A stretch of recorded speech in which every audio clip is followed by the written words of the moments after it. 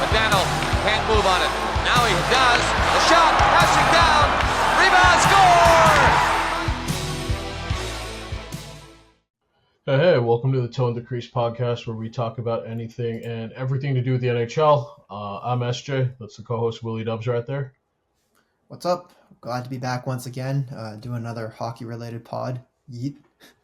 Even though there's not much hockey going on, I think the home I know that's the derby's funny going part, on. dude. There's not a lot of hockey Yeah. actually going on. It's just There's not much, we honestly. find things to talk about.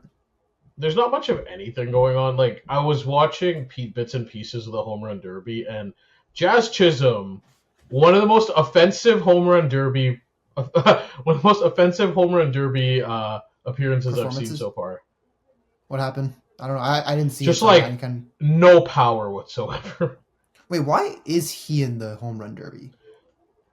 I think it's one of those things where, certain people pull out, certain people, it just... And he was the best. He was one of the best people you could send there.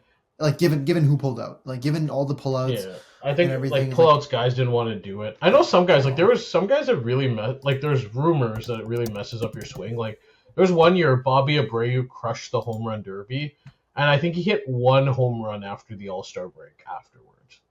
So okay, different so people he's pull not out. Egregiously bad. I was gonna say he's a 20 home run guy. Well, not really. He's only hit 20 home runs once, but Cole Caulfield. Yeah, he's. I mean, he has 17 this year. He's not bad, but it's No, I'm just saying in this home run derby he was bad. Yeah, that's fair. I was just thinking 17. At least he's not a bad player. He doesn't seem like he's a bad player, but then given the circumstances, I guess he just didn't have a great. I guess he had an off night. He hit 3 homers in the first round. That's crazy. Don't most people hit at least 15 or 20? Isn't that the standard? The second lowest was 15. The second. Oh, there you go. Yeah, the second lowest was 15. Wait, who was the second lowest? Out of curiosity, I know we're not a baseball pod, but it was so Matt Olson had 15, James Wood had 16, Rooker and Raleigh had 17, and then again, it's not second wasn't bad because you're basically a homer off. It's just. It goes from 15 to 3. Okay. Well, I guess he's not doing that ever again. I think that's one of my favorite things. Those really bad skills competition showings are always so funny sometimes. When it's if a guy showed up to the 3-point competition and just missed all of the threes or something like that. They're just always, or those really bad dunk competition ones are always kind of funny. Oh yeah, I forgot about those. I remember seeing some of those really. I saw some of those really. Was it those dunk contest years where I guess the two people going at it just it wasn't any really exciting dunks. I feel the last time I saw a really good dunk contest was it the Toronto year, the 2016. Was it the Gordon versus? Was that Aaron Gordon, Zach LaVine? Yeah, wasn't that the best one? I haven't seen a really good one since that one. So. It's weird because I do like traditional skill competition. So back in the day, the NFL used to have what was NFL Quarterback Club, where the quarterbacks would just try or even the NFL does really good skill competitions. They'll do the toe tap catches. They do this cool one where they take a drone and they drop the ball from a certain height and you have to catch it, and the height increases each time you make the catch. So it's kind of last person standing basically. And then the quarterback ones with the targets are always really cool. I also honestly like the NHL skills competitions. When they kept it simple, were really good back in the day. It was just the target competition, the hardest shot, the breakaway competition, fastest skater. Just keep it simple. And then they tried to do all this weird, they tried to make the breakaway competition, the dunk competition. It's just keep it simple. Works every time. Home run derby. They've changed the formats, but at the end of the day, people want to see home runs. Keep it to me with all this stuff, just keep it simple. Yeah. I don't know. I feel like there's one thing I think all sports are guilty of is whenever they try to make their sport quote or their competition or their all-star competitions quote unquote more exciting, they always end up fucking it up further. 100%. It's for example, the NHL All-Star game, people stopped giving a shit about that for the last 5 years. And you saw how well the Four Nations, when they did the Four Nations, you saw how much excitement that generated, right? Even the non-hockey people. like I don't much like the All-Star game, but like when they had the traditional skills competition, I was always really good. Like hardest shot's always cool. No one can tell me it's not. The goaltending competition where they had to stop all the shots and the breakaway stuff was really cool. The fastest skater is always, I think, it's exciting to watch, right? Again, there's like certain things where I think if you just keep it simple, it works. I think the problem is things, when people come into power or when people at a certain point they just do change for change's sake, and I think that's where you kind of go into that's where it kind of gets weird. Like Jaguar, for example, they changed their logo recently, and then they had to change it back because they lost a ton of money, basically, because of the logo change. Because they went to like a more minimalist thing, and Yeah. again, change for change's sake, right? Sometimes. But yeah, anyways, total detour there. But yeah, so even though there's not a lot of hockey news going on, we do have stuff to talk about. There's just a couple like news tidbits, implications, I think, on a couple different topics, and then we'll probably do an Immaculate Grid. It's gonna be a relatively light episode, I think. And then I think next week we'll kind of do something a little bit more off the wall. Maybe we'll do a rewatchable of like an old game, a live one. Like we'll have it on we'll just commentate on it while we're watching it, or maybe we'll do like one of the Mighty Ducks movies or a hockey movie or something like that. Yeah, sounds good. All right. So first piece of news I did want to talk about. We'll talk about something transactional first. So Kyle Dubas is continuing the rebuild in Pittsburgh, which I thought was a great move. Pennsylvania, right? Which was what I thought was a great move, where they basically just acquired Artur Silovs from the Canucks. Man, I'm like throwing these team names all over the place. They acquired Silovs from the Canucks. Basically, I think it's a trade that works for both teams. So Silovs was in a situation where he wasn't going to get visible playing time because both Demko and Lankinen have long-term contracts, and when healthy are entrenched as the 1 and 2. Honestly, Lankinen's probably better than some starters in the league right now. You can make that argument. It's funny because I think for Lankinen, there was a few years ago where we thought he was kind of just. I don't want to say we didn't think he would. We thought there was an article that pointed out he was kind of like fool's gold, right? Because there was one year where his numbers looked pretty good, but I think all his good games came against all his shitty teams, and then whenever he played an actual like team with an pulse, he got his ass kind of kicked in. I had him in that fantasy year, so I actually know about this really, really well. But I guess last year, for some reason, I don't know if somebody tweaked something about his game or fixed something in his game, but he actually played really, really well in relief of Demko. Again, like I said, he was better than some starters last year, and because of that, I think they wanted to move Silovs. And the thing is, Silovs has some holes in his game that he does need to fix. Every time he's been up in the NHL, to be honest, it hasn't been good. And however, like in the AHL and in any like international competition, he has looked pretty good. So I think there's low key been times where he's. It's funny because there's a stark difference for him when he's not playing the NHL. When he's in the NHL, he's kind of just your average AHL call up, and then in like any of the international competitions of the AHL, he's not like Brodeur-esque, but he's at least like starting goalie, very good, almost somewhat elite kind of goalie. Like I remember that year when he played for Latvia at Worlds. I think he got them their only bronze medal that year. I don't know if I think he was the starter that year, so he got the bronze. Yeah. And then I think didn't the Canucks AHL team win the Calder? Or I could be not Calder. I could be wrong, but anyways, they were. I think they got to the. I could have sworn they got to the finals, although I could be wrong about that. So someone. But yeah, the thing is, like, Lankinen as a backup was really good in Nashville. His goal save above expected was always well above average. Vancouver, he's kind of average. Like, he's basically near league average, which is what you want for a backup goalie, to be honest. And Demko's always, when he's healthy, he's one of the best in goal save above expected every year. And he's also really good at high danger chance stoppage, which is rare. Like, honestly, for a goalie is rare. A lot of goalies aren't very good at the high danger, but will stop a lot of the stuff you're supposed to, right? And again, there just didn't seem to be, once Lankinen got that contract, in my head, I was like, okay, Silovs is going to have to be moved just because you can't have both these guys. Like, how's this guy going to play? And there is risk because again with Vancouver, I think there's a chance he could just need some seasoning and blow up, but there is a chance he's like what we everyone calls. So in MLB they have this saying it's a quad A guy. It's a guy who's too good for the AHL but not good enough to stick in the NHL. And there's a real risk that Seelovs could be that guy. But for Pittsburgh, it's like, hey, Nedeljkovic left in free agency. You have Blomqvist there, who might be the future. Again, maybe you'll draft a goalie later. You're just adding another, like a lottery ticket to your team. And worst case, he starts in the AHL with Pittsburgh. Maybe maybe somehow they get rid of Jari at some point, and then it just becomes Blomqvist and Seelovs. But worst case for the pick cost, I thought it was fine. I think it's a trade that makes sense for both teams. I have no problem. Well, I actually thought it was a great deal because I'll be honest.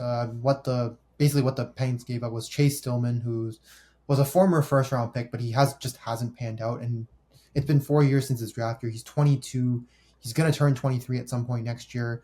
He hasn't looked good in the AHL at all. I think 9 points in 46 games the year before, or 9 points in 46 for the first when he was with Utica, and then when he joined the Pittsburgh AHL team, 3 points in 19 games. So 12 points in 65 games. I mean, at this point, as a 22, 21-year-old, I think that's just not good enough, and I think he's not going to turn out to be anything at all. The fourth round pick you gave up, again, fourth round picks are basically dart throws. You could get maybe just a regular okay-ish NHLer, or you could get absolutely nothing out of that. So you essentially traded nothing for Seelovs, who is a lottery ticket, but a lottery ticket's better than nothing, right? So that's the way. And I think and there's an argument that he could crack the roster, especially if Jari played as bad as he did the last couple of years. Because, yes, I know there's Crosby, Malkin, Letang, Raquel, Russ, some of the older guys, but they are they're importing a lot of young talent onto the team. I think Rucker McGroarty might be on their first line this year. Ville Koivinen's probably going to be in a top 6 role. The deep, especially on the forward end, and then they have Tomasino and Novak again as lottery tickets just to take chances on, because who knows, right? The guys with pedigree, that did play in World Juniors and have for former first round picks or second round picks. I think there's a real chance they can play. And honestly, I'll say this, I know it's not sexy, but Kyle Dubas has done a pretty good job so far navigating through a rebuild. I think he took the one last swing with Karlsson, which I think is fine. If it works, great. If not, now they're kind of pivoting to a rebuild. And I am curious to see what he does with an actual rebuild where he doesn't have someone overlooking him like Brendan Shanahan. And again, away from the thing with John Henry and FSG is they're a lot more hands-off. They kind of let you do your thing. And you see it with a lot of teams they own, like Liverpool, the Boston Red Sox. They're not owners that actively put their influence or have someone over the GM. The GM kind of has full power there. So I'm kind of curious to see what he does with this rebuild. And interesting to see how he navigates it, because it is kind of an interesting rebuild to navigate when you have Crosby, who's just aged so well, and you have legends like Malkin and Letang on the roster. I'm kind of curious to see how the rest of this goes. But so far, again, just in the stage of asset accrual, I think he's done pretty well. It helps when you can fleece Barry Trotz a couple times, but overall, he's done pretty well. Well, I was going to say too, I mean, their goaltending has been a big problem over the past few years, right? Tristan Jarry has just been I would say, arguably one of the worst goalies in the league in the past few years. Just hasn't been good at all. And they tried giving Joel Blomqvist a shot. He wasn't super great, but I mean, it was a small sample size, so you have to give him a little bit more run before you make. He also was really young, so I don't know if he was ready. You also have to give him more time to make that determination whether or not he's actually capable of being the guy. I think he is a second round pick, so he's a little bit of draft pedigree for a goalie, because goalies don't normally go as high as other players. And you obviously take a chance on Seelovs, who again has looked really good everywhere else but the NHL. And maybe you just take that shot that maybe he figures it out. And if he figures it out, great. Because according to his scouting report, has a great blocker. His rebound controls has increased, or at least has gotten a lot better than before. If you watch him from the 2022 World Championship versus the 2023 World Championships, you can see a drastic difference in his play there. He also has this kind of confidence that I feel like a lot of goalies don't have nowadays. it's the ability to not get rattled by just either a poor goal or just something bad happening to you. Like if you let in a goal, just not getting rattled so easily. Because I find maybe it's just me, but I watch a lot of Well, with the amount of the goals he's let up in Vancouver, I hope he's not rattled. Because yeah, with the goalie prospects I've seen, it's very easy for goalie prospects nowadays to get rattled. Like I was watching, there was a really funny one with was it Trey Augustine for playing for the U.S. World Juniors against freaking Germany. He let in two quick, and then they obviously challenged the play, and then they were on the penalty kill, and that could have gone wrong real quick with him, right? Just two bad goals. His confidence kind of seemed to fade. I don't know. It just seems like with goalie prospects nowadays, it's the ability to be able to bounce back. Either from a bad start, bad goal. I feel like that's just like I don't want to say I feel like that's just anything in life, but it kind of is, right? I feel like it's worse as a goalie though. It's a lot easier. It's harder to bounce back as a goalie than like a defenseman. Like you make a bad play on defense. Very self-isolating. No, for sure. Yeah. Yeah, it's a little bit different in that regard. No, that's fair. I don't mind it. I think it's just a good swing. I think it's a swing you have to take if you're Pittsburgh. Like, why not? Also, another thing. Exactly. Also, another thing, and I know Vancouver was never trading him to Edmonton, but yet another goalie that moved that Edmonton was not in on. Again, we'll talk about this when we talk about the free agents, but that market is getting Arizona level dry right now. I'm actually wondering, is there even anyone available in net that actually be an upgrade over? If it's not Carter Hart, I don't know. Well, that's the thing though. They keep trying to they keep saying it's not Carter Hart, but again, if I see Stan Bowman take a flight to an Ontario, London, Ontario in a month, I know what's going on. All right, moving on to the next thing. So this is kind of interesting because if you follow other sports, you're kind of aware of what's going on. So Gavin McKenna, who's supposed to be the next big deal prospect, like if you think about the big deal prospects we've had, it's been like Crosby, McDavid, Bedard, and now McKenna. Is that fair to say? I don't follow prospects much, but I assume. Okay. Yeah, that's pretty accurate. So basically, for his draft eligible year, he's going to play college hockey at Penn State. So there's a couple interesting things about this. One, it's that he's foregoing the CHL for his draft year, which most people generally don't or didn't back then.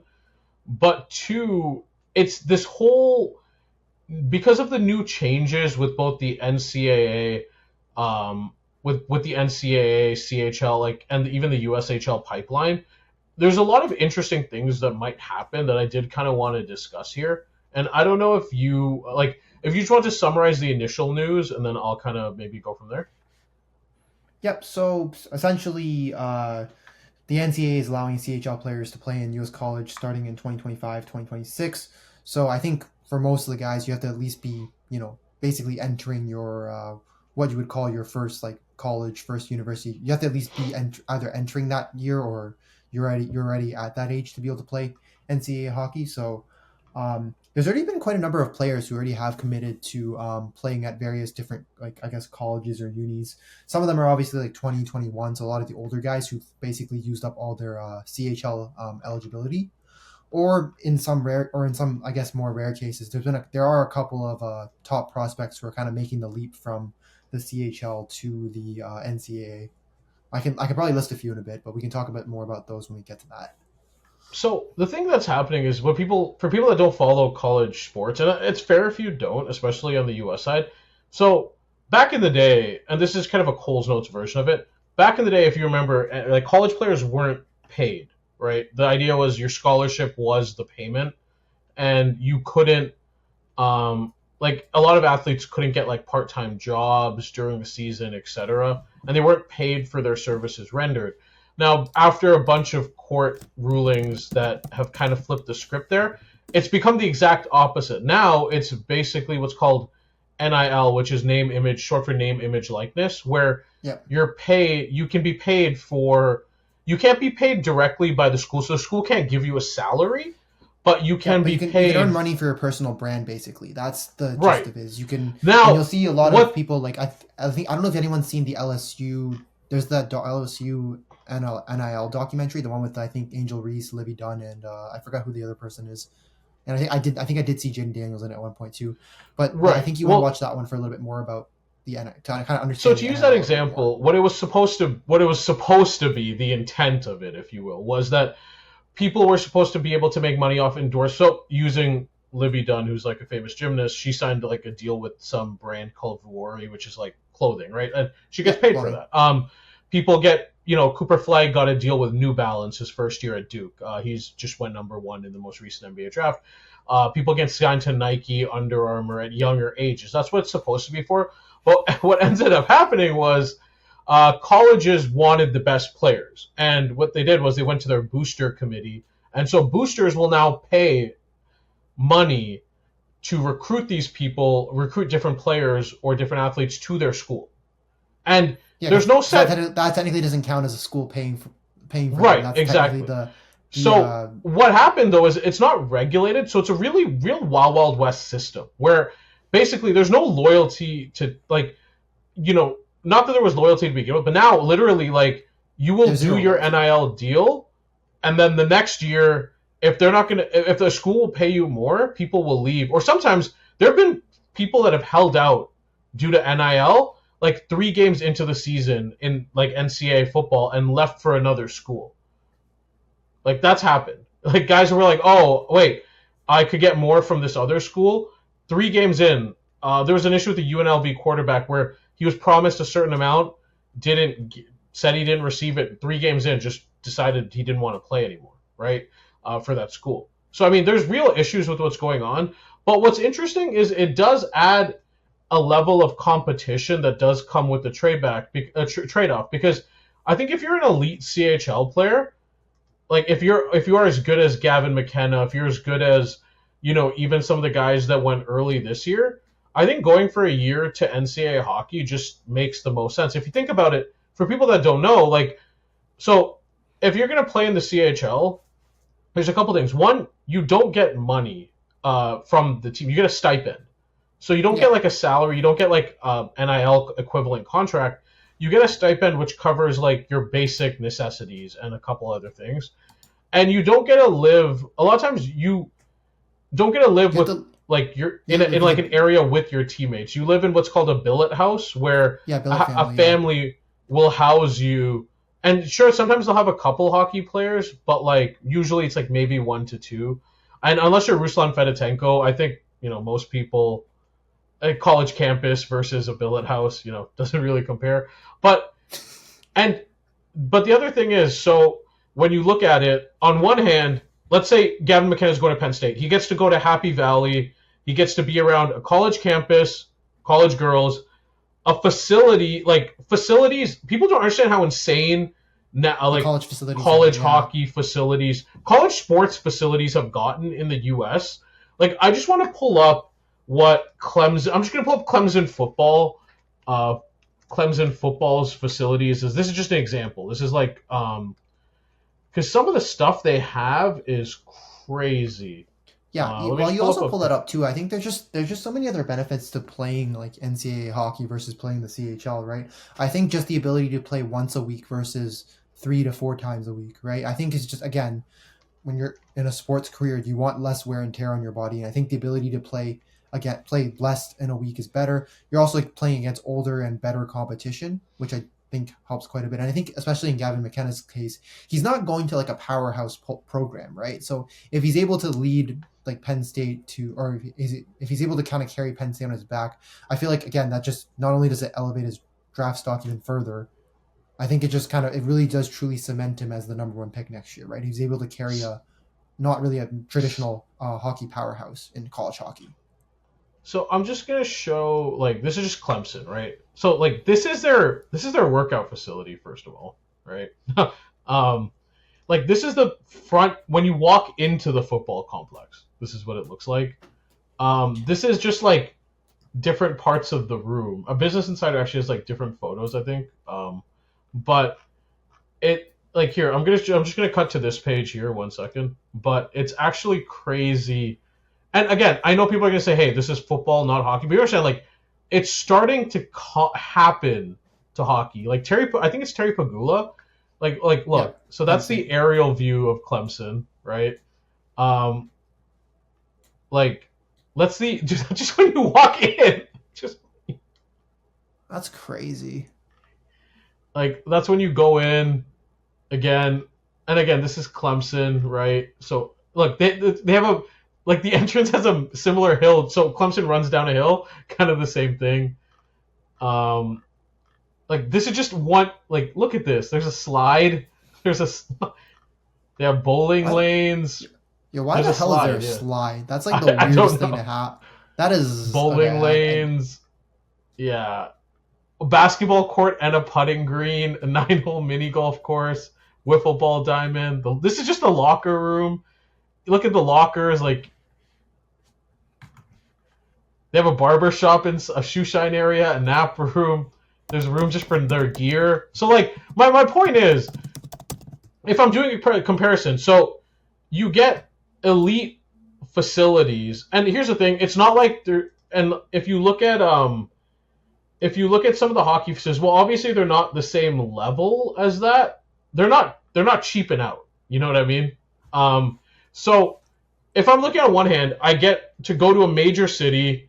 I get to go to a renowned, like I get to go play against tougher age bracket. Again, college campus, college girls, college facilities. I get to play again. You mentioned the more games, right? Higher volume of games. You mean less? Sorry, games. less games. So and I get to spend more time on actual And when you're with a college program, people don't understand is there's college strength training and conditioning. So you have like a strength training coach that's paid a sizable amount. You have your regular coach. You have video coaches. It's a whole immersive experience, right? You have all that, and then you also get the NIL deal, which is a lot more than the stipend will be. Like NIL deals, I think Gavin McKenna's is rumored at around 500 to 700K.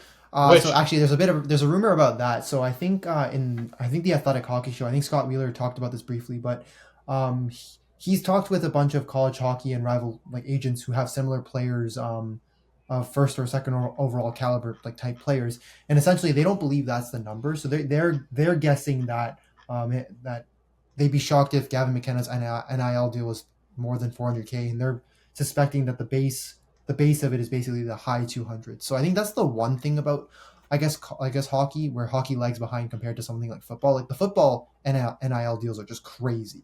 Just okay, way so but higher value. 400K is still more than any stipend would ever be, right?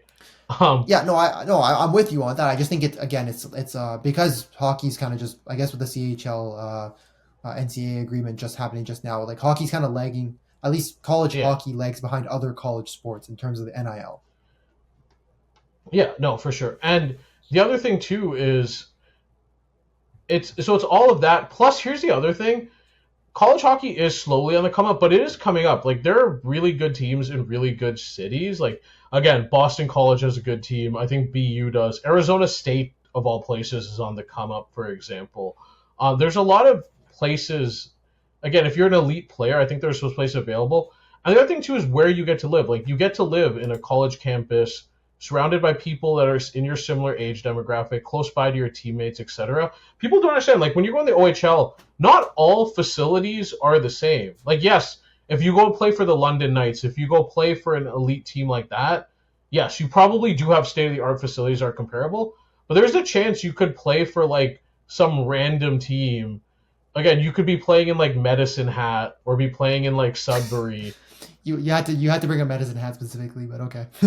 But it's just the point of like you could be living somewhere totally not desolate, but just totally remote, like that's not really around anything. Like Sudbury, for example, is 5 hours from Toronto, and that's not like a US 5 hours. That is I was gonna say, I feel like you know that best, right? Because I thought you actually lived in Sudbury for a bit. Yeah, like Sudbury's 5 hours from Toronto. Medicine Hat, like if you look at some of the cities of where like some of the OHL teams are placed, CHL teams are placed, like it's not. I don't want to be mean, but it's not. You can't compare to a college campus, college facility. Well, I was gonna say like even one example is like North Bay, right? The North Bay Battalion, like that's like. Is that near Thunder Bay? I would say so. Okay, so like for example, like some of the bays, like North Bay, Thunder Bay, people don't know this. You can't even drive there. You have to take a flight. Like there's No, no that's my point though. roads. Like North Bay Yeah. is one of those like out of nowhere places. And then some of the WHL cities too, like Brandon, Manitoba. Like, okay, for people that don't know, like my sister got a job offer as she was in pharmacy, like from Brandon, and basically because people leave the city so much, that like she wasn't even done her internship, and they offered her like, Full time. basically all the fixings to try to get her there. But like And Brandon, she Manitoba, still said no, probably. no, still said no. Yeah, because she just Googled where the nearest, like how far the nearest doctor and like hospital was. But like Swift Current, people Google the population of Swift Current. I feel bad because I'm just shitting on these cities randomly, but like Swift Current population 16. Oh, this is according to the 2021 census. 17,000 roughly. right, like that's what 1/10 of Markham. It's funny because I'm reading this too. It's 223 kilometers east of Medicine Hat. Right. So and that's when and that's another remote place basically. And that's the thing. You could go play for Mississauga. You could go play for, again, you could go play for London. You could go play for, like I think Edmonton. Is it the Oil Kings or something? Like there's a team like that. The Oil Kings, yeah. Well, I was also saying with college hockey too. The travel's a lot less too, right? Like you're just like you can bus probably a lot of those, and maybe you have to fly once in a while if you're lucky. And even then, the flights are what, like hour, 2 hours, like. And you do fly unless if it like, and some of the scheduling for the CHL is crazy. Like I think Brandon, Portland both play in the WHL, and it's 20 hours by bus. Yeah, and so you have to. I feel like you have to fly that one, surely, right? Like that's. But just as an example, right? So it's kind of weird. And then the other thing too is, if people don't know, a lot of people might not know this either. In the CHL, teams move. Like I think Mississauga has like there used to be a team in Mississauga, then there was, and then there is again, then there isn't. Yeah. Like teams move around all the time because sometimes they're just not sustaining in the city they're in. So you could be in a team, you could be on a team, but then maybe the ownership just doesn't want to be in it anymore, and then they sell the team to another owner in another city, and then all of a sudden now you're living in a different place that you don't even know. Well, right? Yeah, that's what happened with the Brampton Battalion, right? Their lease agreement with the Powerade Center was coming to an end, low attendance, and then again they had an unfavorable lease, so they decided to move to North Bay. So that's another example. Yeah, and imagine that. Like, look, I'm not saying Brampton's great, but compare Brampton to North Bay, it's not even close. Also, there's a couple other ones too. Like Toronto had a team in the 90s, the 80s to the 90s. They had to move to Hamilton. I'm just looking around. Yeah, Toronto St. Mike's Majors. They moved to Mississauga, and then Mississauga. I think the St. Mike's Majors, and they became the Steelheads, and then the Steelheads moved to I think Brampton has a team again. I could be wrong. Am I wrong about this? I have to double check about this, but I'll pull this up really quickly. Okay, Mississauga Steelheads. Yeah, okay, so they're now the Brampton Steelers. I guess Brampton finally got their team back. But anyways, there's just so much turmoil with these teams. Like you'll look through a lot of these histories of these OHL ones, just not even in the other leagues, and you'll see they've relocated 2-3 times, and there's even been instances where they've actually come back to the city again. Yeah. And there's those American teams that like always relocate to random areas too. So like, yeah, and again, like it's rare a college team will just completely fold. Like that doesn't happen in major sports. So that's another argument for it.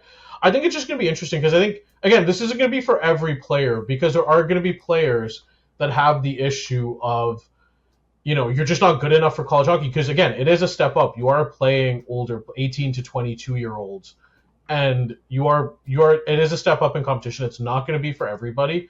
But I think there is the real risk for the CHL to lose players like a Gavin McKenna, guys who could be potential revenue drivers for the teams they're on. Those elite players, there's a chance they could lose their draft eligible year to college hockey. It's funny too because I think there's kind of also been some further ramifications to it too. Like I've seen with the new I think there's a new provision in the CBA too that's going to allow the NHL teams to they get to put one of their 19-year-old CHL players in the AHL too. Like that's another like ramification I've seen, Mhm. like not specifically out of this directly, but it's supposed to start in 2026, 2027. So that's like another like again, that's another blow to the CHL, right? Oh, you would have had this guy for his like 19-year-old year. Every Mhm. if he's somebody's like best prospect, then they're probably just gonna send Yeah. him to the AHL instead for better development. So it's kind of like a similar thing, except not necessarily college hockey, but it's like it's another option for these CHL players too, right? Yeah, it's just gonna be one of this the weird. It's gonna be like a new funneling of players because realistically, like again, the CHL just can't compete with college teams. They can't. Like for example, like again going back to the University of North Dakota, right? So University of North Dakota is one of the best college hockey teams in the NCAA, right? And they have better facilities. I think Kyle Bukauskas mentioned this. Like they have better facilities than some NHL teams. Like North Dakota, I think they have like a sleeping area, a cryo chamber, a hot tub, a cold tub. They have altitude training rooms, puck shooting rooms. They have like a personal chef and a nutritionist on staff. Um, and it's just again, forget like some NHL teams can't beat that, let alone CHL teams who just don't have the budget and are moving every year. So I think there's a real risk that these players who, again, if you think of, for example, just use a hypothetical scenario, like a guy like maybe Sidney Crosby, his draft eligible year, like guy again Nathan McKinnon, his draft eligible year, guys like that now where the CHL was their only option, kind of in a way, now they have another option, and I wouldn't be surprised to see more guys doing that because what's the down? There's no real downside to it, especially if you're as good as some of these guys are. Also, I was gonna say in the past too, a lot of the players had to play for like these prep programs before they could go to college. Right now, I think just the ability now just to be able to say, hey, I want to play in the CHL for my age 16, 17 year, and then like my draft year, just decide I want to go to like college hockey. I think just opening up another route for that is, again, it's better for the players, but it's not really good for the CHL because you're losing a lot of your good talent, right? Just I have the list here of all the players who have at least committed to some NCAA program. Like some of the big names here, for example, you mentioned McKenna, he's going to Penn State. Caden Lindstrom, who I think who was a top 5 pick in the 2024 draft, I think he's committing to, I believe, Michigan State. And then again, Which Ryder is Ritchie, who's a second rounder, he's committing to Boston. And I think Malcolm Spence is also committing somewhere. I have to double check where exactly, but I believe he is. and you know what's crazy about this too is, sorry to interrupt, Michigan. but it's like they're bleeding top talent, and the crazy thing is some of the teams they're losing to, like you mentioned, Caden Lindstrom going to State, and we mentioned Gavin McKinnon going to Penn State. Like these aren't even top hockey programs. It's not. It's not Michigan. It's not Quinnipiac. It's not. It's not UND. Yeah, it's not the teams that have been in the Frozen Four consistently. Like I think Penn State, the current hockey program only exists for 15 years, right? And they've produced 3 NHL players. And just in that time frame, Michigan sent 35 players to the NHL. North Dakota sent 29. BC sent 35. Boston College, just as an example, right? Like Penn State's never made the Frozen Four or even won a Natty, right? And then what's crazy is now it's with NIL, it's going to be schools that have these hockey obsessed donors will just be able to buy these good teams. So not only is it just the traditional guys, because again, Fantilli still went to Michigan, right? As an example, I think Jake Sanderson went to Michigan, if I remember. No, UND or Michigan, one of the two. Like you'll still have guys go to those traditional schools, but now you have donors who will pay to get elite talents to their schools as well and boost those programs. So it's going to bleed more talent than it would traditionally. Well, I was gonna say even for a program like Penn State, like them just getting all that money, I think it's from the Pagulas, right? Like they got that huge, that huge 102 US million, like 102 US million to their program for the purpose of building the arena, like just getting that kind of influx lets these and kind to put of his like name smaller, on the building. Don't forget name on the building, exactly. But again, like just that influx of money lets these even smaller programs be able to compete. And I think again, it's crazy that a small program like Penn State was able to land probably the biggest fish in the CHL, right? And Gavin McKenna. Mm-hmm. And the interesting thing too is like people don't know this. There's 64 Division One men's hockey teams right now, and there's 60 CHL teams. So like the NCAA, not only can they recruit from the US and deep development team, they can recruit from the USHL, etc. They can now just pick from the CHL too. So they've suddenly increased because of this rule. The NCAA just like college hockey now just has an increased base to go from. So like people who are excited to see Landon DuPont, who's already killing it in the CHL, you might not see, honestly, like a guy like that, you might not see him as draft eligible year because what's the incentive? And I don't know what the answer is for the CHL here is. I think what they'll have the benefit of is that up until they're at draft eligible year or college eligible year, they'll still have the talent. That won't be the issue. The issue will be but the problem that is they're gonna lose them the draft eligible year and onwards. Basically, that's the issue. Exactly. Like I think that's what the issue ends up being. And I don't know how the CHL rectifies that without. Honestly, even a cash influx wouldn't help because you just can't compete with CHL teams.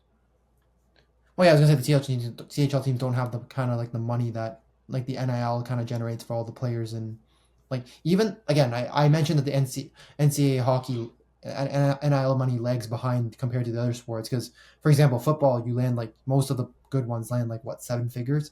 Like McKenna's basically making like low 6 figures right now, but at some point that will surely have that's to going to go increase. up at some point. Yeah, so like, NCAA hockey just has to fix their to broadcasts, man. Those things I hate. The broadcast quality is so bad. It's like so not even just the quality, but the commentators themselves are bad too. It's usually just some guy who sounds super excited, and I'm like, cool, it's great that you're excited, but no offense, you sound like shit. All you need in college, man.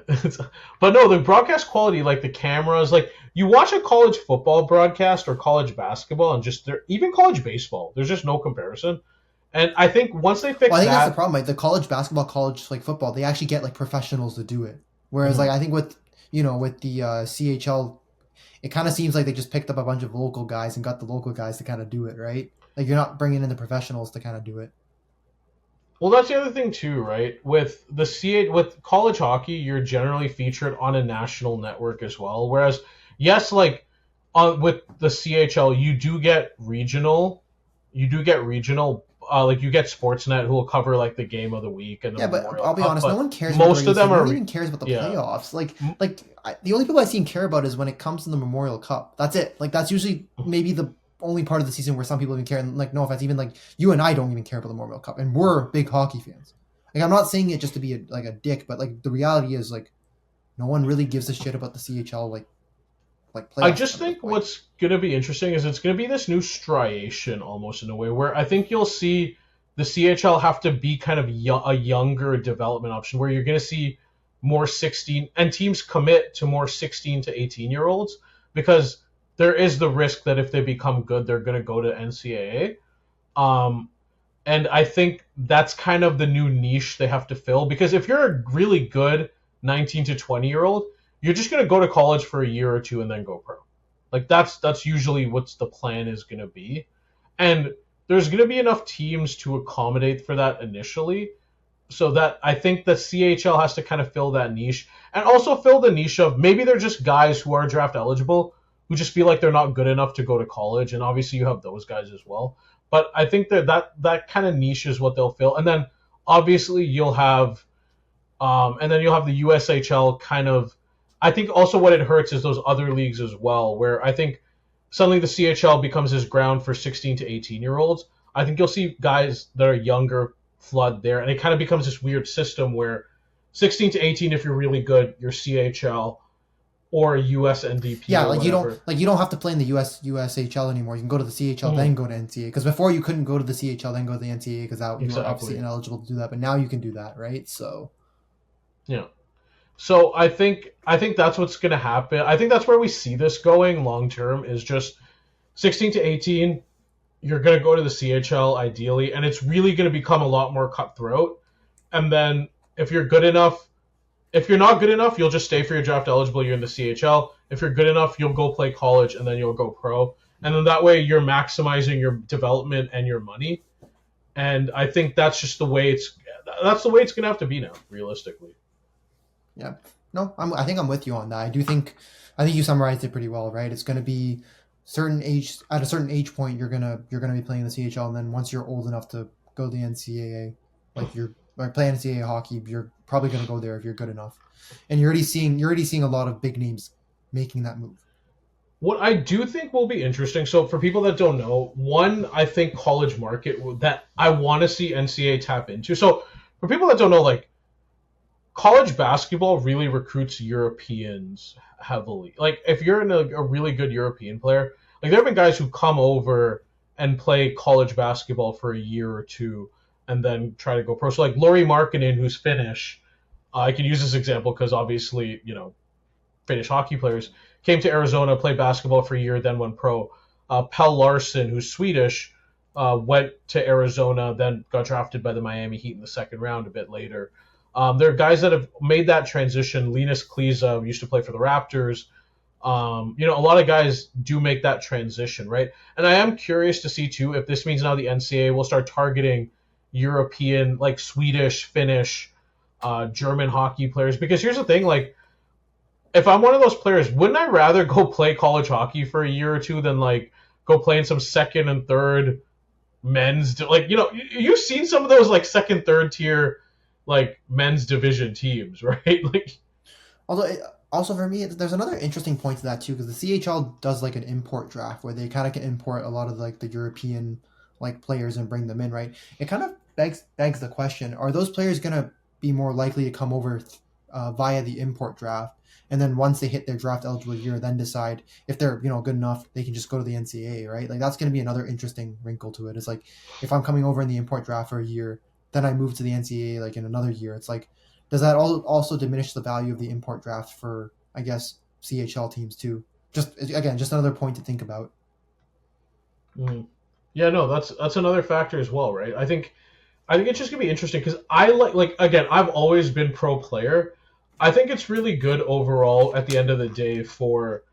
I think it's just really good at the end of the day overall for players because you get like there's just so much more choice, and you figure out what you can make on the market. You figure out the best option for you. You get to figure out what level of loyalty to get from the players. And it really starts to become, like, again, if you're a guy like Gavin McKenna, you get to take your pick, right? And I think now players like that getting that level, getting that ability to choose is just awesome. Now, there are potential downsides to this, obviously, but it's one of those things where I just think it's really good. Like, there could be, again, it could go wrong. Like, you could get those NIL things where guys are staying for a year and then leaving and create that Wild West. That could happen. But I think initially, compared to what it used to be, where it just felt so rigid. That's not going to happen right away, though, because the money isn't quite there for that to happen yet. It's not like football where it just kind of exploded straight away.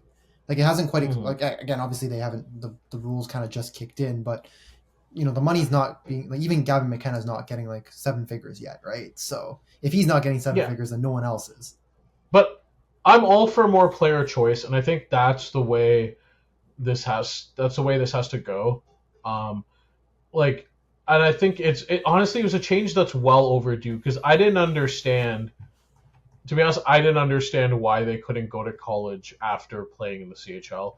But it's weird. They could have gone to Canadian university.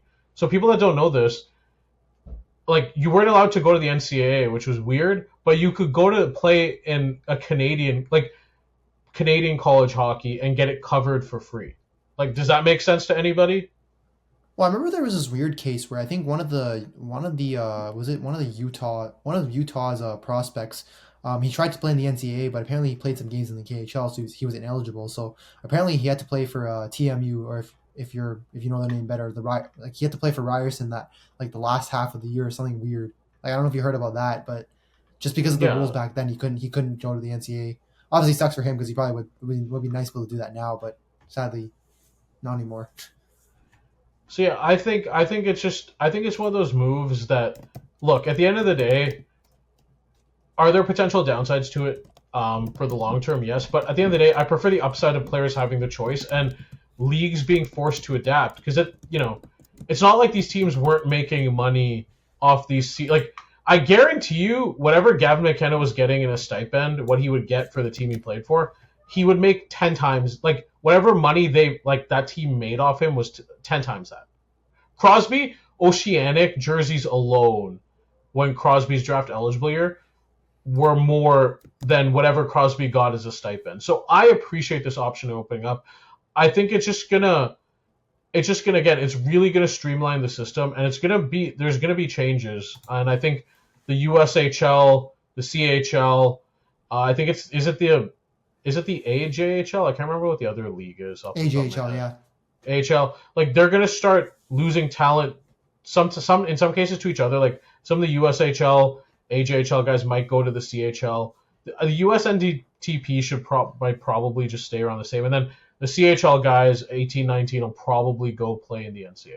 And I think that's just what it becomes.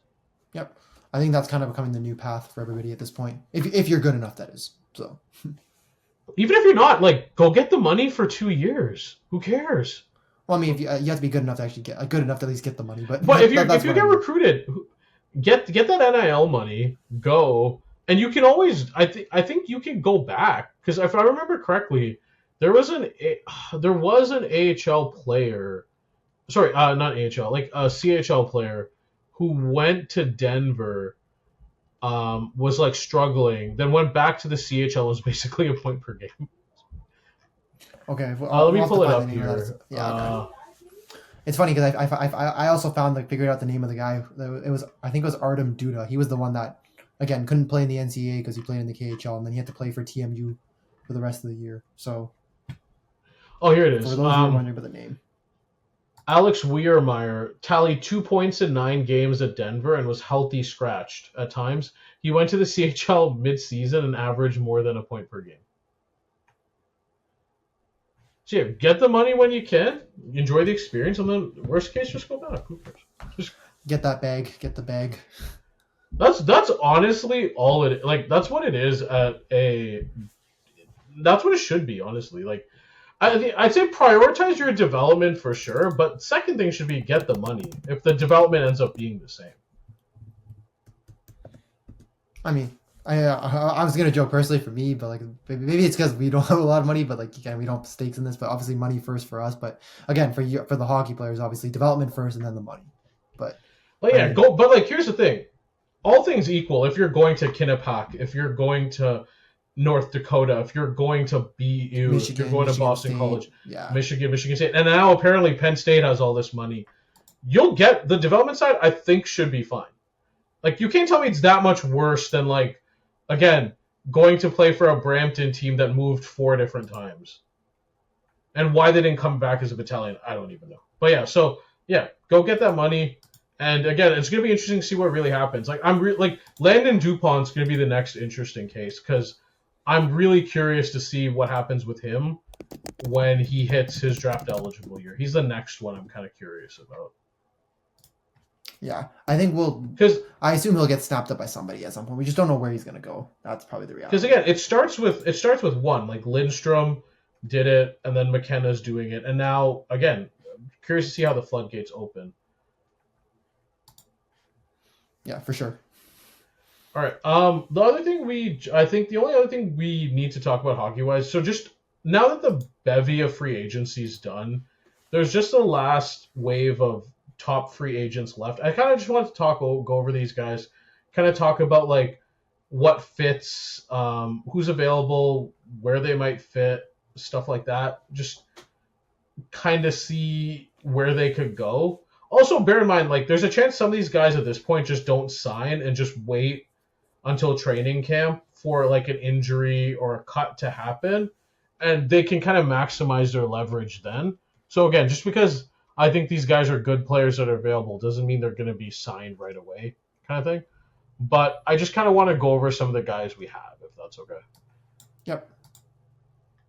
All right, so I think the first two I want to talk about are kind of the more obvious ones. I think, is it fair to say Matt Grzelcyk, Jack Roslovich are like the two that I'm surprised didn't sign? I had Jack Roslovich as one, and I thought he would have signed by now. But, I mean, Roslovich is a guy who's capable of averaging 40 points in a season, and I think anybody who can average 40 points in the league like as consistently as he does, I'm surprised he hasn't already at least signed a contract with somebody. Now, I know there's a lot of rumors to him like going to the Leafs. I think that's the one that's been floating around the most. So I guess in terms of Makes fit, sense. like Leafs, like they are in desperate need of second, third line guys. I mean, I know they lost a first line winger, but I mean, the Man, best way to they replace the might guy. they might have Bobby McMahon on the second line. Look, I like Yeah, no, come on. I'll take Like, I'll take yes. Roslovich there. Thank you very much. Shift Nylander to the left, Roslovich to the right, and I'll be a lot And happier with Matthias that arrangement. Michelli, I think, is projected to be their first line. Like, yeah, Okay, that one it's I can live with because he's more of a playmaker. I can live with that mhm, one because him and Matthew. That one makes more sense. Bobby McMahon, no. Like yeah. take him off. If he's on the third line, I'm happy. If he's Bobby. on the second line, kill me, please. Like that's an easy But one. yeah, no, I think Roslovich is a good. So Toronto was going to be the first one I mentioned.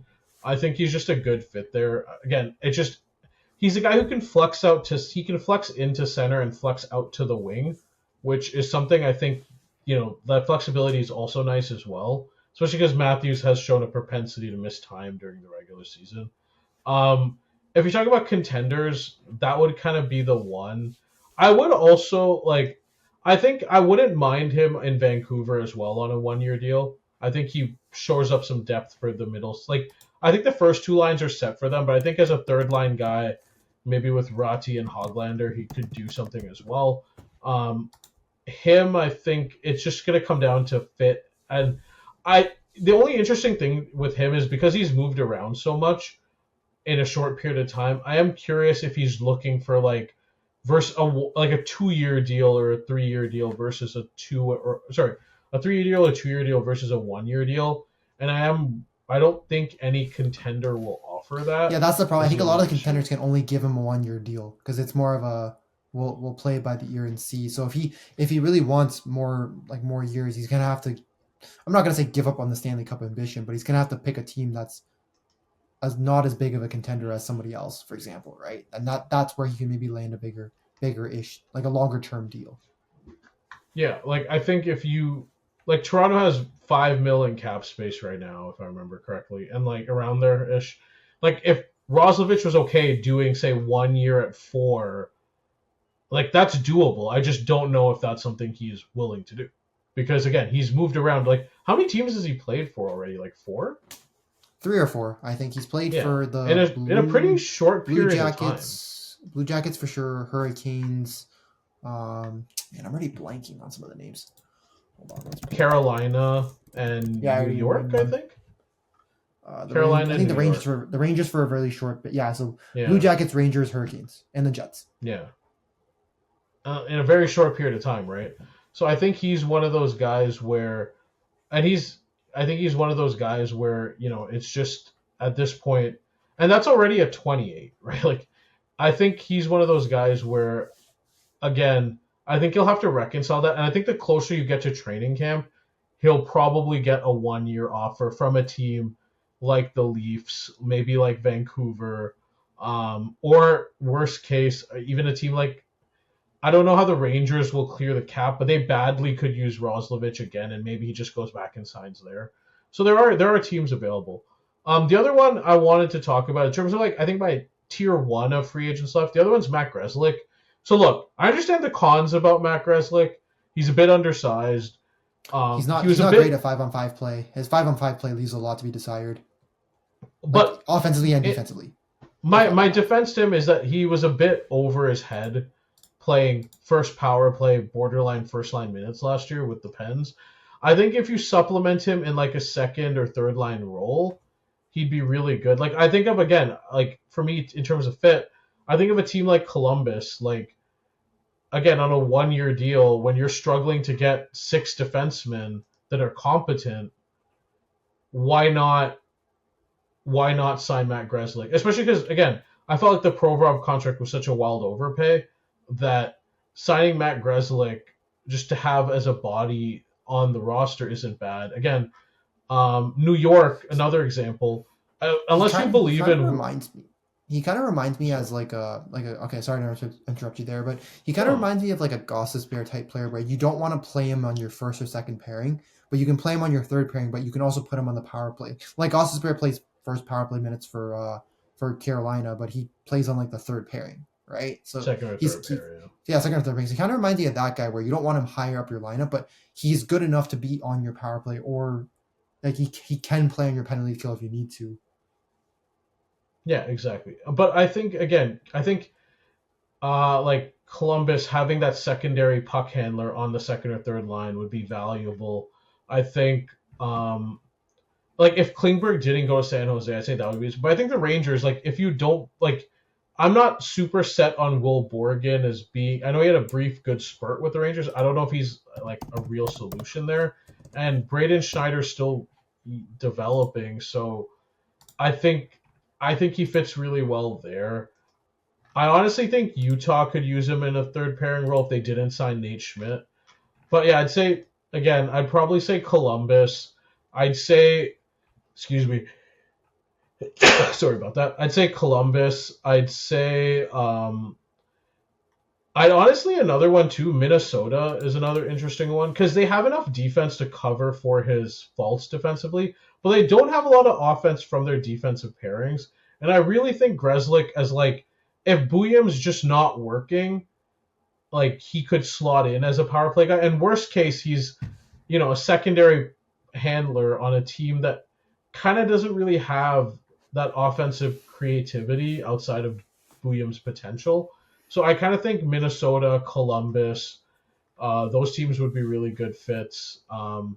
Again, if he's not going to take a role on like a crappier team, like those two teams would be probably the best fits, I would say. And New York as well. Sorry, the Rangers. But those would be my tier 1 free agents. I think there are a couple of interesting guys. I have another guy in tier 1, and this is only because of how bad the position is. So I have Ilya Samsonov, and I know you're gonna laugh, but I think this is just based on the lack. No, this is based on the lack of goalie options available. No, this is the lack of goalie options available. You tell me, name me one other guy after Samsonov you're gonna sign for your goaltending. That is good enough. The thing is, like, again, outside of Carter Hart and the Courthouse, who's like, I feel like most teams kind of have their goalies set. If Edmonton ever pairs Samsonov and Skinner together, that will be the funniest thing. Well, with Samsonov, there's two fits. There's two fits I can see here. I think Columbus is the big one for me because again, you're going to let Jet Greaves probably take a full-time role. But let's be honest, you probably don't want to bring back Elvis Merzlikins. Like if you have to play Elvis Merzlikins as your backup, I don't want to say you might as well shoot yourself, but like that at least that's how I feel with the way he's played. He's been so bad the few years he's been there. Like what? Like why not? Like what's the harm in taking a guy who like. I'll be honest, like Samsonov was basically a league average goalie. Like surely that has to be better than whatever the hell Columbus had, apart from those 15 games of Jet Greaves, right? And I think Calgary, again, another team that could probably use a backup, right? Because you're gonna let Dustin Wolf get a bulk of the minutes, but I don't know if you want Devin Cooley as your backup goalie. Doesn't seem particularly ideal. I don't know, if I'm Calgary, I kind of want a low-key tank, so I'm not as I mean, if you're playing Dustin Wolf, he's not helping you tank, that's for sure. So that's fair. It's like you might as well put a pairing with somebody like at least, half decent. Because I think the Calgary team after Vanacek signed with Utah, I just was like, okay, clearly people don't want Samsonov. No, that's my thing though. That's why I didn't understand. It's Samsonov's had his bad moments, but with how bad Vanacek and some of the other guys have been, like, I can't understand why he's still available. Like, given who else was signed. Only other one I thought that was interesting, but they signed Vladar would have been Philly, just because, like, as a reclamation, why not project? Because he does have more upside than Vladar, obviously. But yeah, because Florida filled Tarasov, Utah filled Vanacek, San Jose filled Nedeljkovic, all these spots were gone. So, like, yeah, I guess if it's not Columbus, like, I really don't know who it is. Because, again, if I'm if I'm an Oilers fan and they sign Samsonov and pair him with Skinner, yeah, good luck. Good. Well, that's the thing. I think that's the thing. Like, though that goalie walkout song will be hot and cold by Katy Perry if it's Samsonov and Skinner, like 100%. I feel like the only good thing teams did was they realized that Georgiev was available and no one's like ran to sign him, thankfully. But I don't get how Tarasov, Vanacek, I don't know how those guys have contracts over Samsonov. Like, I don't understand that part of it. Sure. I mean, yeah, I do not have him as a tier 1 guy, but I get the logic. It's just I don't know. I want my Again, goalie backup I think my goalie. logic is look, it's just lack of options available. Like he is your literal best goalie option available. At least best goalie option that isn't complete garbage. Mm-hmm. Like yes, he has All his right, up and downs. Yes, it's a roller coaster, but you can live with it.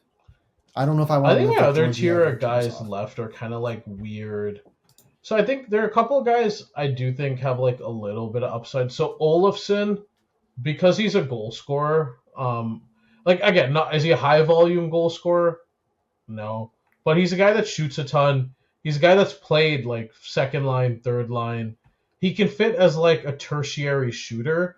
Like again, I'm honestly surprised like the Leafs just haven't signed a bunch of these guys to like 1 year deals. And maybe that time comes where you'll hear they sign Roslovich, they sign Olofsson and whatnot to like 1 year contracts just to fill out. And maybe um that's what happens with some of these guys. But I'm just surprised like a guy like Olofsson who if you look at his career, like again, one thing he does, and again, he's a bit one dimensional. I completely understand that. But the guy shoots and the guy scored goals at a decent clip. Like in Buffalo, he hit 20 goals I think like 3 times, right? Like there's a role somewhere on the league for that guy on a second, third line somewhere, right? I have another guy he listed here too. I think Nikolai Kovalenko. Like again, He's a interesting guy because that of the age. he's interesting because he's 20. He's only 25, and obviously, if he opts to return to the NHL, there has to be some interest in him, right? I think that the curious question is, does he choose to head back home? That's the big one. I was surprised the Sharks didn't tender a qualifying offer to him. Like just again, I feels like a bit of weird asset management. Like I don't think it would have hurt to tender him a qualifying offer to him. Mhm. Again, he would have been at a 28-point pace over 82 games, so nothing special there. But I think given his age, there surely has to be maybe something else left in the tank that somebody can squeeze out of him, right? Like there's still Yeah, some juice I left think because he's so like one too. of the younger guys. There's more potential there, and then I think the other guys just to kind of like Robbie Fabry. I think like these are some guys like I'm surprised Luke Kunin hasn't been signed just because of the age, but I kind of get it's hard to find like a third line center role for a guy that just shown no offensive proclivity really. And then I think some of the other guys, I'm surprised Cam Atkinson just hasn't signed in Columbus for 1 year, and just will like a 1 year Columbus contract, and then he retires as a Blue Jacket. I'm surprised that hasn't happened. Um, and then I'm surprised like somebody just hasn't taken a flyer on Klim Kostin and Oliver Shillington because they're just guys that will fill out your depth on rosters. I think another one too. This is a bit of an older guy. I think Max Pacioretty is a guy. Again assuming he Oh doesn't yeah, in the retire. playoffs. Sorry, I Yeah. totally do see. Yeah, 100%. He was honestly one of the Leafs' better forwards in that round one. Now the interesting thing about Pacioretty is his finishing has declined a significant bit, at least in the regular season. 7.1% shooting this past season, and then 4.2% the year before that. So again, his finishing touch isn't quite what it used to be, but he still averages around 4.5 high danger chances per 60 minutes. So he'll still generate the chances. And I feel like if you're still generating the chances, surely at some point the puck luck has to regress positively, right? Like I don't think Max Pacioretty is a 5% like shooter for his career, even at this age. Again, I would not be surprised if like there are a couple teams that have like cup level teams that have cap space. Like I said, the Leafs have around 5 mil. If I remember correctly, there's just one other team I want to pull up here quickly.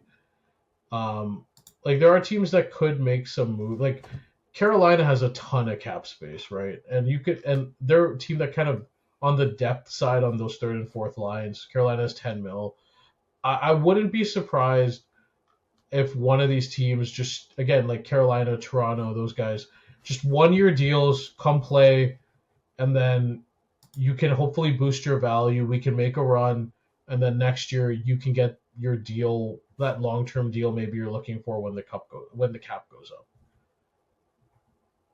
Yep, I'm with you on that one for sure. But if I'm Toronto, man, like if this is a gap year, Carolina, you have same a lot of, thing. like if you're Toronto, you have a lot of options like Olofsson, Roslovich. Again, or you could bring back Pacioretty. There's a lot of options you could bring back on 1 year deals. Again, I think the Roslovic one depends more if he wants a 1 year deal, but I think someone like Pacioretty will most likely only be able to sign a 1 year deal. So like again, Pacioretty's kind Yeah. of seems like the more obvious one to bring back, but Like you can at least replace those guys like Bobby McMahon, Nick Robertson. You can replace those two easily. Because I'll say this, I know send people. Bobby. Somebody like send Bobby McMahon to the dungeon or something and keep him locked up there for the year. Like I I don't know want to see him people again. don't. I know people like people don't like. Also, honestly, too, like I know people aren't the biggest fans. Obviously, post Marner, the roster does take a hit, but the roster depth isn't horrible on the Leafs. I'll say that. And I feel the same way to an extent with I feel the same way to an extent with Carolina, where like I think Roslovic going back does fill a hole for them because there's that second, third line center role that's really wonky. Where I've heard rumors that Jarvis might play the second role, but if he second line center role, but if he doesn't, it's really wonky there, and I think they could use some depth as well. I can't. I just can't picture Jarvis playing that role. I think just with him being so small already, and like, again, he's been a winger for most of his career. I don't know how you just flex him to center and just expect that to work out, right? Like, it's not easy to transition from wing to center. It's quite easy to do it the opposite way. It reminds me of that Moneyball where Brad Pitt, tells Scott Hatterberg about playing first base, and he's like, it's not hard. Tell him Wash, and Wash goes, it's really hard. But yeah, I think is first base actually the easiest position to play in baseball? Probably, I assume. To transition to it from being a catcher is not easy though. Oh, from a catcher, okay. Yeah, but yeah, I think those two teams would be the teams. I think the teams that should be active on the forward side: Toronto, Carolina, and then also I would mention for a cup contending level team, New Jersey. I think they're another team that if you want to just fill in some depth on those third and fourth lines. I know they signed Dadonov as well, but like I think a guy like Pacioretty would fit on their third line perfectly as a left wing. There are teams like that do have the cap space that can do these 1 year deals. Also, if anybody wants to go to Winnipeg on a 1 year deal, they'll take you too. They'll take anybody that wants to go there. Apparently. Well, I mean, to be fair, if you're Winnipeg, like you're kind of just hoping anyone goes to you, right? Just fill out that fourth line, yeah, for sure. But yeah, those are the teams I would say. It's gonna be interesting to see what they sign for, where they sign, who signs for what, and when. Just because again, I'm curious if someone finds a fit, or if they'll wait till camp, or in Pacioretty's case, if maybe just midway through the season a team just signs him, which can happen. So I'm kind of curious to see what happens with those guys there. Yep. Were there anyone else you want to talk about on the free agency side, or? Let me have a look. I mean, a lot of these other guys like I have listed, like guys like Kivi Ranta, like Michael Carcone, like all of these guys. Dallas Stars hero, Joel Kiviranta. Yeah, a lot of these guys are just bottom six guys that like I'm not gonna say that they're not really noteworthy to get picked up, but again, solid bottom six options that I think teams like. I feel like ideally they should have deals with teams at this point.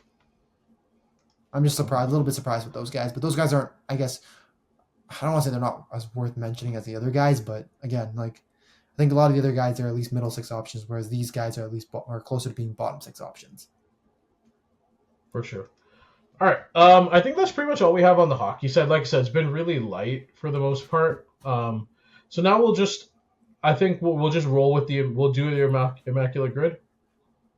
Yep, we'll do the immaculate grid. Let me just pull it up 1 second. Okay, let me make sure. Share screen. Again, for those who don't know how this works, I'm gonna set a 5-minute timer. We're gonna have 5 minutes to basically complete the grid as best as possible. Also, our goal is, I know a lot of people will just typically try to complete this with any kind of players they do. We are going to try to aim for the lowest, like one of the lower rarity scores if possible. So we want players that are, less than 10%, less than 5%. Ideally, something like that, essentially. So I think I have it shared up here. Do you see it? Yep. All right, so are you good with this one, or you want to try another one? Yeah, no, that's fine. I just want to make sure I saw it properly. I just picked an all-team one because I think again, you don't like the only one, or like the weird one. Oh, yeah, because those just get kind of lazy. Yeah. All right, I'm going to start our timer starting now. Okay, Mike Smith. Dallas. Oh, you're gonna go Mike Smith off the bat? Okay. Yeah, Mike Smith. I haven't played this one, right? I'm saying that's the only that's the only option. 2%. Yeah. I'm thinking Tim Thomas for Dallas and Boston. You put in Rich Peverly. You think Rich Peverly's gonna? Do you think that might be too well known though, just because of the whole collapse in the bench thing? I don't think so. Okay, I was thinking Tim Thomas. We'll see. Okay. Andy Moog would have been another one, I think, but yeah. I think Lightning and Blue Jackets. I'm thinking. Did Corey Stillman play for the Blue Jackets? No, right? Probably not. No, I don't think so.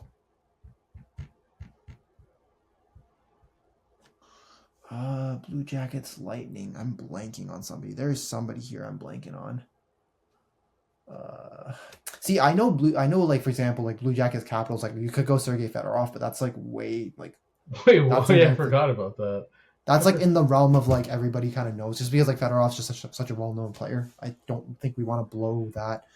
We are currently minute 15 in, so just a heads up there. Okay. Bruins and Blues, Torrey Krug's too obvious. I would say I'm going David Backes. What about David Backes? Yeah, that's one. Yeah. I swear, if that's like 20%, though, I'm gonna be kind of annoyed. Ugh, 14%. Scott Stevens for Blues.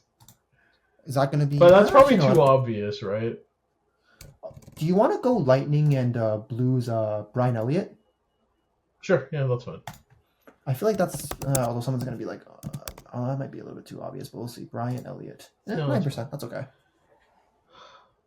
Blues. Did Curtis McElhenney play for the Blue Jackets? He did, right? Yes, he did. Yeah, he definitely did. Okay. Curtis McElhenney, 7%. Yeah, there we go. All right. Blue Jackets, Bruins. Nathan Horton? Yeah, I think he played a bit for the Blue Jackets, right? Like before he hurt his thing and never played again. Wait. Did he not play though? I feel like he surely had to have played at least one game. No, because he was in the Clarkson trade, wasn't he? Yeah, but that was when he got traded to the Leafs. Oh yeah, okay, yeah, okay. So I think he at least played. Yeah, he definitely played. Like, he definitely played a few games before his career got like fucked to the shits. But Blue Jackets one. Okay, Blues Capitals. There's somebody. I'm just blanking on the name. I mean, I would add. I feel like Adam Oates is too obvious, right? Phil Housley. You want to go Housley? I mean, Housley sounds better than Adam Oates, to be honest. But you want to try it or no? I don't know if he played for the Blues though. Okay, let's wait. I could be picturing a blue jersey, but it could be a Sabres jersey. Is the only thing. So yeah, well, Housley definitely played for the Sabres for sure. Stars and Capitals. Is there anybody? Hold on, I gotta dig in deep for this one. Is there a goalie for this one? Arnott, no. Steve Ott, no. Morrow, no. Hatcher, no. Did Trevor Daley play for the Caps? I think so. Let's give it a shot. I don't know. I'll take my chances. Okay, nope. Apparently not. We failed that one. Well, that sucks. Well, we can always go Fedorov here if we can't think of anybody. And then, do you want to go Adam Oates here? Is that too obvious? Sure. Yeah. Yeah, let's do it. Well, we already failed this grade. We might have to do another one just to make up for that one. Okay, Adam. Oh, that's actually not bad. 10%. That's not terrible. And then we can go Fedorov here unless you want to think of somebody else for a bit. Yeah, that's fine. Okay, so we've. I was thinking of Trevor Van Riemsdyk, not. It's Fedorov, so O-R-O-V. Yeah. Sorry, I'll just type with. Okay, whoops, Sergei Fedorov, 42%. Okay, that there. Well, that. Oh, Sergei Gonchar played for the Stars and the Caps. Sergei. Okay, now one thing I do want to see is show some. Our rarity, unfortunately, got fucked. I am curious about the Sergei Capitals Gonchar. Stars. Let's see. Yager, Murphy, Gonchar, Gartner, Don Bropo. Is there anybody here on recognize? Oh, Jason Arnott was. Arnott played for the Caps? 1 year, 11 games. Was it one of those? Yeah, he was. Yeah, he played 11 games. That explains why we couldn't think of it. It was fucking 11 games. Okay. You want to do another one before we? Let's try. Yeah, let's do one more. Okay, let me pause the timer. Let me just. Okay, so reset it, and then let's find a grid that we can. Let's do this one. No, only one team. That's kind of lazy. That's a cheat one, essentially. Nope. Man, it's hard to. Okay, Hall of Fame. No. This one? No. Man, there's too many Yeah, I'm just trying to find a grid where it's only teams, because I think the only teams one actually gets us thinking a bit. Okay, this is close, but again, come on, man. I'm not. It's not for a lack of trying. I'm just clicking on anything, but I'm getting all these random ones. And again, like you can tell I play it a little bit on my own time, but like I don't. Again, you can see I kind of play it on my own time here and there, but oh come on, I'm just clicking random ones that when people are. I'm gonna have to edit this out. Okay, No, there we we go. I go. found Okay. one. Okay, I'll start the timer starting now. Jeremy Roenick. I know you might not Blackhawks want to pick that, but Roenick. Roenick for Kings, Blackhawks. Do you want to go Alec Martinez? Yeah, that works too. Yeah. I think that might be a better one, right? Alec Martinez. I think so, right? I feel like he surely. Okay, yeah, that's a better one. There we go. That's a guarantee one. Did Huey play for the Blackhawks? He did. He also played for the Habs. Well, Huey, yeah. Habs Capitals. Yeah. Cristobal Huey. Cristobal Huey. Yeah, that's fun. One of the few French goalies, I think. There you go. Has there been Stars French Canadians? goalie? You can go Yanni Niinema. Oh, you want Yanni Niinema. Rad for Habs and Stars? Yeah, he was in the Mike Ribeiro trade. Yanni Niinema. How do you spell it? Janne. Janne. Yeah, this it's the one? second Yanni one. Niinema? Yanni Niinema. Yep. Yeah. There you go. Yeah. 1%. Nice. Did Joel Edmondson play for the Habs? Yes, he did. But has he played for the Kings? Has he played for the Kings yet or no? Has he played for the Kings? Well, yet, because I swear they signed him. I don't know if that was last year or if this was this year. What about? Do you remember Stéphane Fiset? Fiset, he's a goalie, right? Yeah. Try Stéphane Fiset. For Canadiens, yeah, try that. Stéphane Fiset. Actually, no, I have this other option. This Roji Vacon. This is an old Roji Vachon. I could be wrong about this one. Fiset is way more unknown, man. Trust me. This is like 90s. Yeah, there we go. I am curious if Vacon was there. Kings, Rangers, Gabrick would work, but that might be a little bit too obvious. I mean, Gretzky is the obvious one. Okay. Do you want Gabrick then, or? Yeah, sure. I'm really hoping this doesn't fuck up our rarity score. Please, Gabrick, please. If you're higher than 15%, I might kill. Oh, why is my mouse glitching out? Okay. Oh, yeah, okay. That's not bad. Rangers, Capitals. I mean, no, Yager's the obvious one. Yeah. Did Niels Lundqvist ever play a game for the Rangers? That I'm not sure about. But he would be the... Stars, Blackhawks. Blackhawks, Capitals. Is that Trevor Van Riemsdyk or no? Yes. Okay. Well, maybe. Did Trevor Van Riemsdyk play for the Blackhawks? Yeah, he had. That's take a shot. Yes. Yeah. Okay. Oh wow! Actually, 9% is actually crazy for that. Yeah. Okay, we got 3 left, and we have about 1:50 left. That's pretty good. The Stars one. I need you to pull through for the Stars one, man. That's all. Well, do the Rangers one, because that's the one I'm not. Just the Rangers Caps is like just a blind spot for me. Rangers Capitals. I am trying to think here. Because like Blackhawks thing did Anton Hudobin didn't play for the Blackhawks, did he? No. Rangers Capitals. I'm drawing a blank here. Tom Pody, no. Joel Ward. Did Joel Ward play for the Rangers? No, right? No, I don't think so. Yeah, I only remember him from the freaking whatchamacallit, the Caps Did Mike Green did Anson Carter? I'm leaning Anson Carter, or what about Yaroslav Halak? Halak didn't play for the Caps though, did he? Did he? I don't know. That's what I'm asking. I don't think he did. I'd say I don't. Maybe Anson Carter. I'll feel so bad if I get this wrong because I'll just be like, oh, I confused him with one of the other black guys, and I'll feel so horrible Fuck about it, that. we're going Anson Carter. I don't give a shit.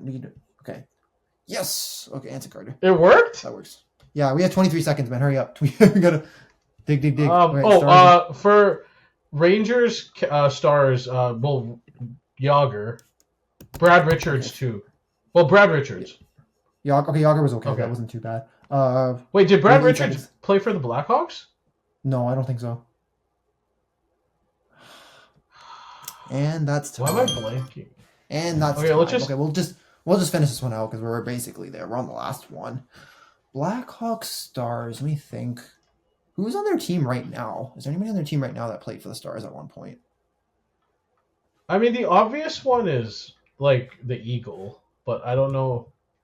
I don't know if you want to put that one in because remember he was a Blackhawk before. Did Marty? Wait. No, who got traded? Somebody got traded to the Stars like during a playoff run a while ago. Patrick Sharp? No, I don't know. I'm just throwing. Yes, man. That's the name. Yes. Was it actually Patrick Sharp? Type that in. Has to be this one, right? Yeah. Yeah. Okay, there we go. All right. 16%. Damn. Okay, that's actually pretty high. Fuck. Okay, already scores a lot better this time. Wait, how's he close to Yager? That's crazy because Yager's like a big Yager's like obviously. Maybe because Patrick Sharp's a good-looking guy. Good looking. Bro, a lot of gay hockey pimps.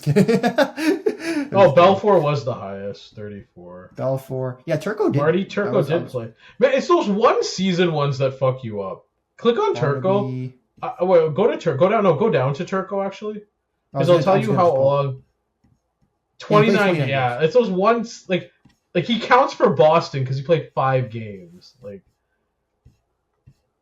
trying to see what names are here. Oh, Matthias Janmark. That's a pretty. Oh, Max Domi. I forgot he played. Oh yeah, I completely forgot Domi. Like, Colin Blackwell too. I forgot about Blackwell as well. Defenseman. Anybody in the defenseman? Oh, Niemi. How did I forget Niemi? Niemi won a cup with the thing. Oh, yeah, Hudobin did play for them. Yeah, that's what I thought. Dude, he played one game. One fucking game. One game. Dude. So I remember because after the year where Dallas basically got rid of him, Colorado tried him out for a bit. That's funny. No, they literally said, "Fuck it, we'll play you one time," and that's that's wild. That's crazy. Okay, I'm gonna unshare now because that is crazy. Like, all right, and that actually would work. That's crazy. So that's pretty much the podcast for today. Again, next week maybe we'll do like I said, we'll probably just kind of keep it light. We'll do a rewatchable. We'll either do a game or maybe we'll watch D1 The Mighty Ducks for the entirety of the movie and just give our own commentary, like a watch along, if you will. Honestly, I'm actually more down for the Mighty Ducks one, but we can discuss. Have you seen all the Mighty Ducks movies or no? Or is this like an experience? I've seen bits and pieces of each of them. I think we haven't seen the whole thing in entirety. No, the only one I've seen the whole thing was D2. I think D2 was the one I saw the whole. Okay, so this is gonna be experience. So next week we'll do that. We'll do a watch along of D1 The Mighty Ducks, and then maybe we can maybe throw in something, but that's probably what we're gonna do. I think. Okay, sounds good. All right, guys. I hope you enjoyed. I know it's a lighter one, which is good because the last ones were really heavy. So for us at Tone the Crease, I'm SJ. That's WillyDubz. We're signing out. See you guys later. Take it easy. Peace.